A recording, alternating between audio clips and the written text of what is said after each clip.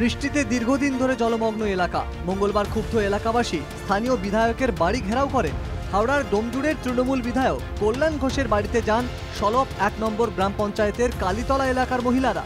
বিধায়ক তাদের সঙ্গে কথাও বলেন, তবে বিধায়কের কথায় ক্ষোভের আগুনে যেন ঘি পড়েছে। অভিযোগ, বিধায়ক বলেছেন ভগবান কিছু না করলে তিনি কিছু করতে পারবেন না। ভগবান না কিছু করলে আমাদের আর ওনারা কিছু করতে পারবে না। জল পড়ছে, কতদিন যে জল জমেছে, ড্রেনে বেরোবারও জায়গা নেই আর শুকনো হওয়ারও জায়গা নেই। পঞ্চায়েত জানিয়েছে, পঞ্চায়েত বলতে কিছু করার নেই, ওপরওয়ালাকে ডাকতে বলছে। জমি ছিল সেগুলোতে এখন বাড়ি হয়েছে। স্বাভাবিকভাবে জল যেভাবে হচ্ছে একদম টানা বৃষ্টি হয়ে চলেছে। দিনের বেলা যাবো একটু জল নামছে, রাত্রিবেলা বৃষ্টিতে যাচ্ছে বেশি পড়ে যাচ্ছে। এবছরে যেভাবে প্রকৃতি ঢেলে দিচ্ছে সারা পশ্চিমবাংলার সাথে আমার সলভ বৃষ্টি হচ্ছে। এটা যতক্ষণ পর্যন্ত না প্রকৃতির বন্ধ হবে ততক্ষণ পর্যন্ত আমাদের কিছু করার।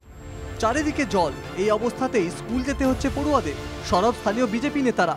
টিএমসির বিধায়ক তিনি প্রকাশ্যে বলছেন যে এই সমস্যার কোনো সমাধান নেই, ঈশ্বর ছাড়া আর কিছু এই সমস্যার সমাধান করতে পারে না। আমার মনে হচ্ছে এর থেকে আর নিকম্মা বিধায়ক আমরা জীবনে কোনোদিন দেখিনি। ঘরে জল, বাইরে জল, এই জল যন্ত্রণা থেকে মুক্তি কবে, প্রশ্ন এলাকাবাসী। হাওড়া থেকে অর্পণ সিংহের রিপোর্ট, NKTV বাংলা।